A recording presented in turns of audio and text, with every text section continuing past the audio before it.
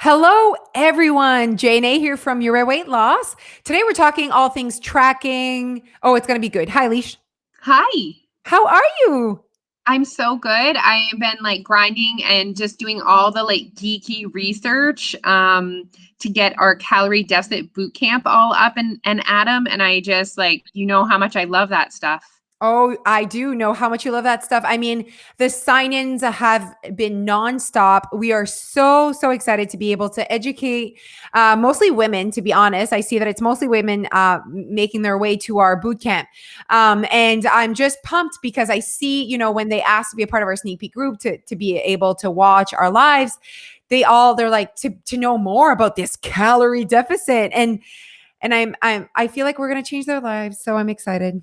And basically, I just want to share with you guys quick the birth of the Calorie Deficit Bootcamp was because we get asked this question so often, and it's complicated. We need some time with you in order to fully explain it to you and fully help you understand how you can actually implement it in your real life. So we were like, okay, how many days do we need? How about 5?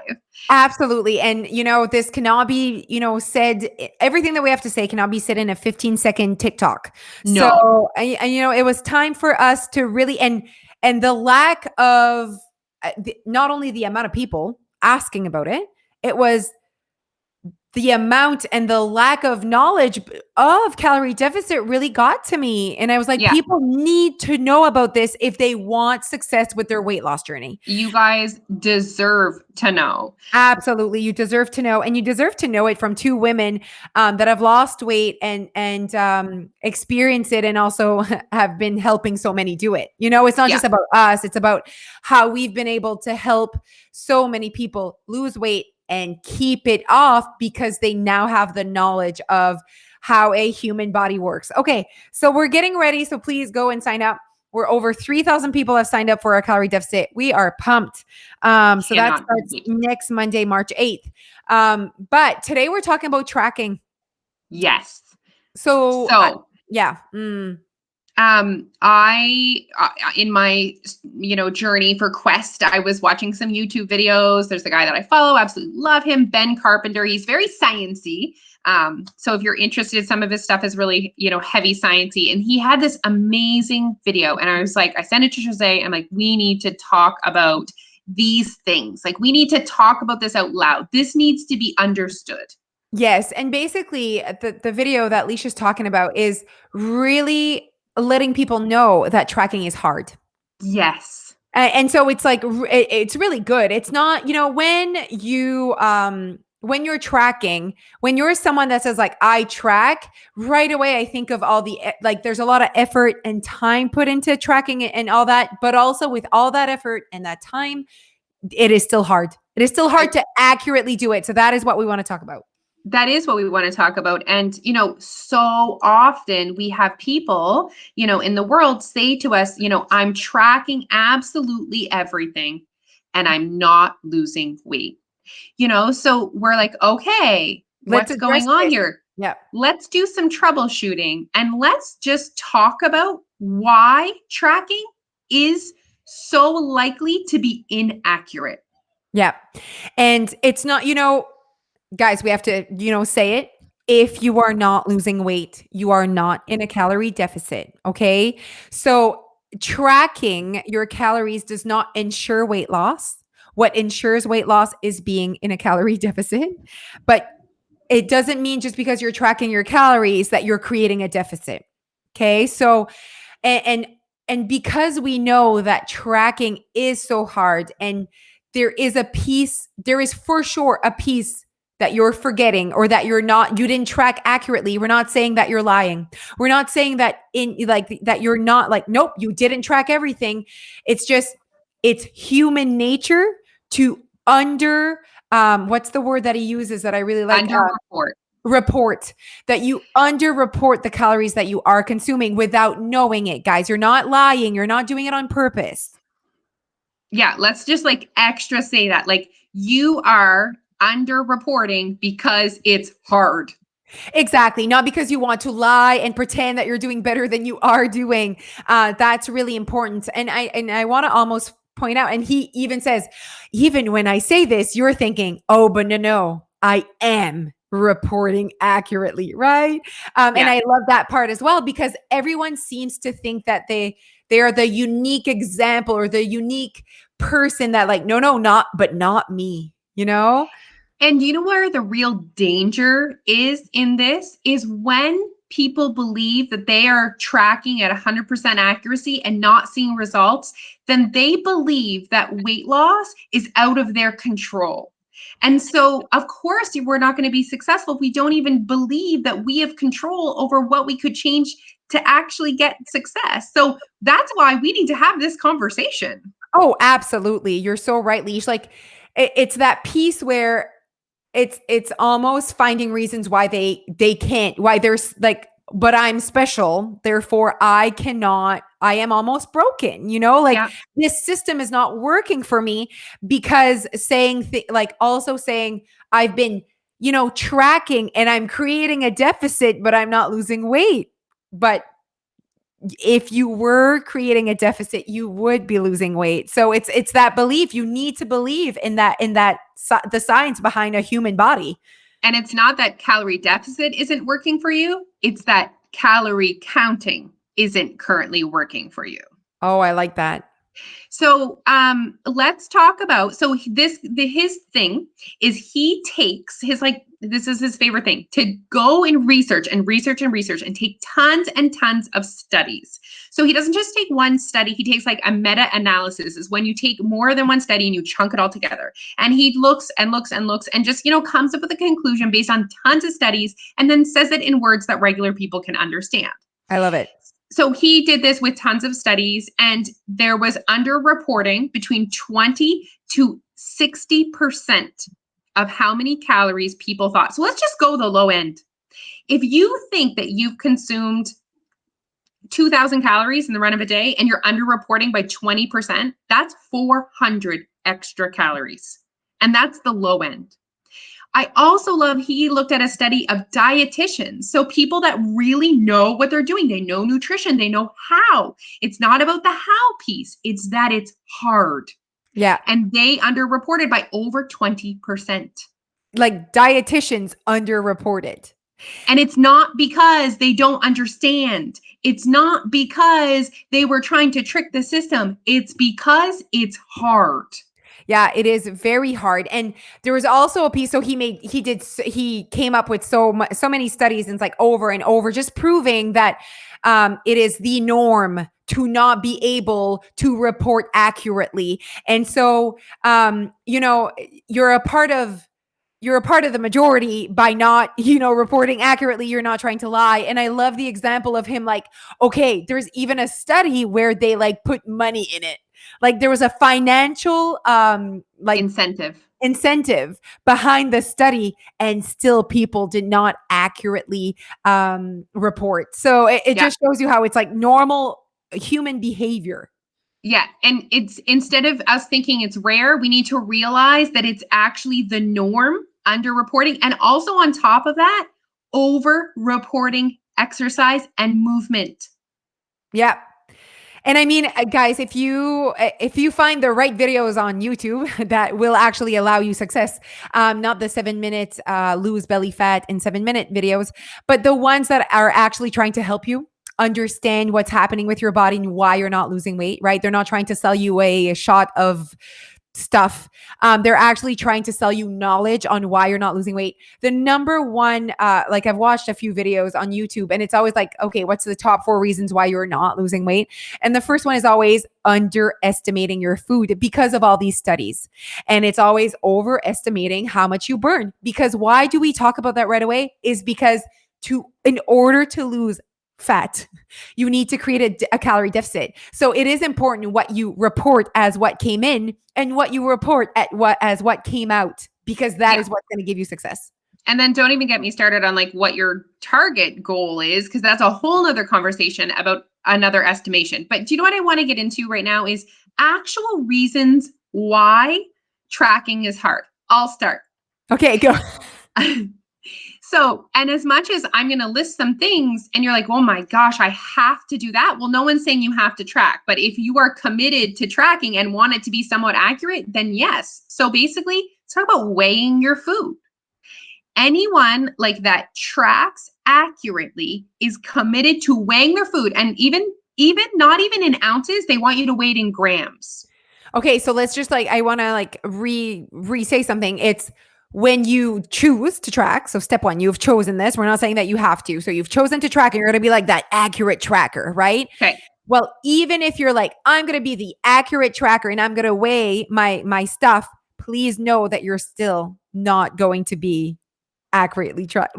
Because I mean, you might be on the low end of the 20, you're still going to forget to report some stuff Oh even my with gosh, that. yes. Yes. I just want to list reasons why it's hard to be Oh, okay. accurate. Okay, go. Okay. So weighing your food, weighing everything you're eating is hard. Something else I want to talk about is packaged food isn't necessarily 130 grams of the granola bar that it says. They are allowed to be inaccurate by about 20%. So if you have a lot of processed food in your plan and it's inaccurate by 20%, that can compound over one day and 1 week. So that is another reason why tracking your food can be inaccurate. Yes. I like it. Keep going. Okay. Bites. How many people who are tracking their food are actually reporting every single tiny extra bite that is being taken? Not a lot. I mean, if you're a mom, there's kid scraps everywhere. There's grilled cheese crusts. You're hungry, you're tired, it looks delicious. You take one, you're cooking and you want to see if it needs more salt. You're taking bites. Like all of these things can compound on top of the other things. So having those little extra bites is another one. Yes. Am I just keeping going? Yeah, you just keep going until I have something to say. Go. Okay. I'm not used to this Yeah, scenario. no, I know. Yeah. Go. Advantage. If you're cooking a batch recipe, when you're doing a big batch of chili, are you going to write down every single last thing and then figure out exactly how many ounces your chili made and then split it? It's going to be a guesstimation, which again is fine, but I'm just explaining to you why when you feel like you're tracking. Oh, I have another thing. My Fitness Pal, I don't know if everyone knows this, but My Fitness Pal is an app where anyone can put in something. So right now I could pick up My Fitness Pal and say, 4 ounces of chicken is 100 calories. Bam, it's there. And then you go and use that and you have no idea if I'm correct or not. Yeah, I don't know if people know that. No, I don't know either. So what about weekends? Like, are we really tracking every single thing? Are we going to our friend's house? Are we at a potluck? Are we eating out at a restaurant? Are we, And all also of the these? restaurant, even if you find something online and it tells you exactly what your plate is, like if you grab a few fries from your child, like guys, it is hard. Okay, even the restaurant, they're not weighing their portions when they're giving it to you. It Yeah, is no. a guesstimation Yeah. of how many calories you consumed at the restaurant for that meal, even if you can find the actual thing. Absolutely. I mean, we've all been to the restaurant where we're like, oh, this time my piece of chicken's a little bit bigger than last time I came here, or my salad is bigger, or whatever. Like, there's no way that there's just like they don't care about your dietary plan. No, they're No. just like putting it in a plate and they're like, here you go.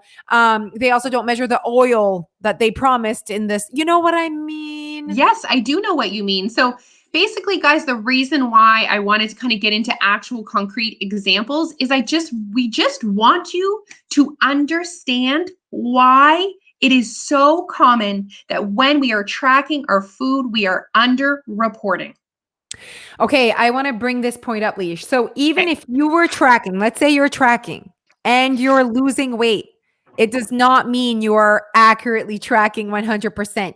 All it means is that with what you consumed, you were in a calorie deficit and maybe tracking helped you create awareness or helped you to perform, but you cannot, other than saying, I lost weight this week because I created a deficit this week. That's a sentence that you can say out loud.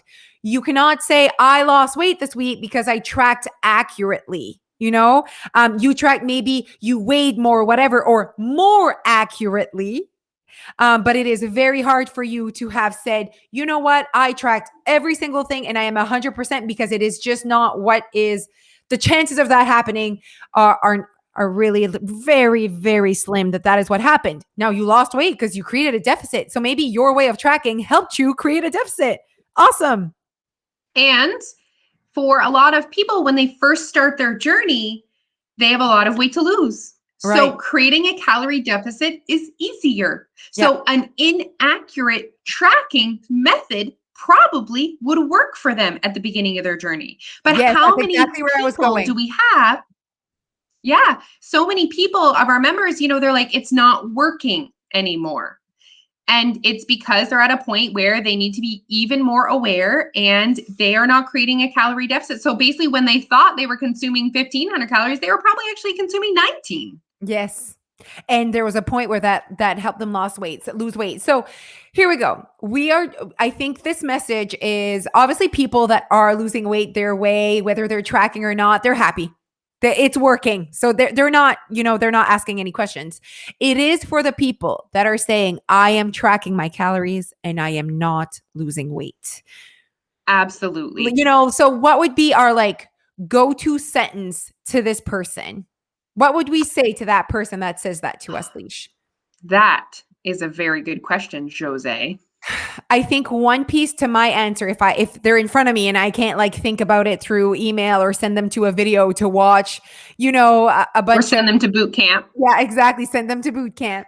I would say, okay, the act of tracking your calories does not ensure weight loss. So let's just put that out there again, as we said earlier. So you're tracking your calories and you feel like this should create a deficit. If you're upset that you're not losing weight, that's basically what's happening, right? So we need to have that conversation again about, so you're still not, even if you're tracking calories, you're still not creating a deficit. There is it's hard because you can't be like, you are not tracking correctly. That's not the message here. The message is that it's normal. It's what is expected when you start tracking. So maybe I would say something like, it is so normal to under track, girl. I So think just creating awareness with people that yes, underreporting is common, is more than common. It's the norm. I think educating them and explaining that to them creates awareness. And then what do they do with that awareness? okay, I like that. So for me, it would be like, it's either I would start by saying if you're not weighing your food, start by weighing. It's creating even more awareness within their tracking system. I would do the same. I would say, okay, if you are very firm about wanting to continue to track, then I want you to take the next 14 days Mm. and track every single thing and really focus. Your only focus in the next 14 days is consistency and accuracy in what you are tracking. And then we will reevaluate. That would be my recommendation number one. Absolutely. I might ask what their goal is for calorie intake, because I do think that sometimes people, even their goal, and also I would ask about weekends. I mean, for me, it's always about weekends. I'm like, really? You measure everything? That's rare. That's really rare. And again, if a person is doing that and having success, they're not listening to this podcast. They're having success, right? It is for people that are saying, I am doing that and I'm not getting the success I want. And I'd be like, okay, then we really need to look into weekends. We really need to look at the big picture and the things that are so common. Not only is it common for you to track inaccurately and to not report everything, it is more than normal to not be doing that over the weekend and to forget the Yeah. weekend So and the bites and the whatever. that's the next piece, is I would say, would you be open to actually not counting calories and to just working at creating awareness around your own life? If they were a member, I would obviously recommend the 7-day lifestyle challenge. Yep. And so often than not, when people are not losing weight and they feel like they should be, it is because they are not quite aware. And again, people aren't evil. They're not bad. We're busy. We're distracted. You have to be very purposeful to create awareness in your own life. And also I forget what I ate yesterday. Yeah. So when I get to the scale after 7 days, it's hard to remember. But if you keep a food journal and you write every last thing down, not how many calories are in it, but what you ate, you might realize, oh wow, I went to Starbucks 3 times and I have no idea how many calories were in that. Yeah. I took 75 bites of my kids' foods this week. I actually drank maybe a lot this weekend. How Yeah. many calories is in your liquids? Yeah. All of those things. So I would work at creating awareness. Yeah, I was just going to say, it's all about creating awareness. In order for you to be successful, to shut the noise, to really focus on, I want to say almost proper weight loss, like weight loss that comes with you being the decision maker, you creating your new life. There is an awareness piece behind it all that is missing in other diets that is necessary for weight loss and maintenance. There is an awareness piece here. There's a huge awareness piece. And sometimes, guys, when you are spending a lot of effort tracking every single calorie, there's not room left in your brain for the awareness piece. And just wait for it. Guys, your list that you're going to come up with after thinking about what you do for 7 days when you keep your food journal, there's going to be things on your list that you're not willing to work on. And that's okay. So, you know what I mean? Like, don't feel like every single thing that you realize maybe extra calories are coming in that you need to work on. Like, there's things that can stay in your life. Oh, absolutely. And you can choose, you know what? You can say, okay, maybe this lifestyle, not the amount of calories I'm eating, this lifestyle is not giving me any, either quick weight loss or any weight loss, but I'm not gaining, but I love my lifestyle right now. So that gives you awareness into choosing if you want the next step or not as well. Exactly. Oh, It that's just good. gives you all the pieces to the puzzle. Like, you deserve It to gives you all the know power. what it so empowering, Yeah. and you're just like, okay, these are the things I could choose to work on. I do want to work towards that lifestyle. And like, what we really want you to do is work towards your lifestyle and kind of accept the number that comes with that once you've achieved that lifestyle. Absolutely. The lifestyle is what your goal is what you're trying to achieve, right? That lifestyle with the feelings that it gives you about who you are, your values, how you feel in your skin, all of it. That's what's important. Oh, Ugh, all the feels. all the feels, guys. Okay, this was such a fun chat. I enjoyed all of it. Please sign up for our boot camp if you're listening to this and you have not. It is free. Anything else to add about the boot camp, Leash? Yeah, so it's free. We're going to do it for 5 days. We're going to be going live at 10 a.m. Atlantic Standard Time, but you don't have to watch it live. We will be sending an email out after with the recordings. You can watch it whenever. And the advantage to joining the bootcamp is it gets emailed directly to you. So you don't have to watch it then. You can watch it whatever. But we're going to tackle like, what is a calorie deficit? How, to create awareness in your own life. Calorie deficit range. Do you need to be in a calorie deficit every day? How our members are creating calorie deficits for success. Like, we are getting into it. Yeah, you'll know everything that you need to know for calorie deficit after this 5 days. All right, everyone. Thank you so much for listening to us. Share with your friends how great we are on podcasts. So find us on TikTok, Instagram, Facebook. What else is out there? YouTube. Instagram. YouTube under Your Way Weight Loss or our website, yourwayOursupport.com. Bye, everyone. See you at the See boot ya. camp.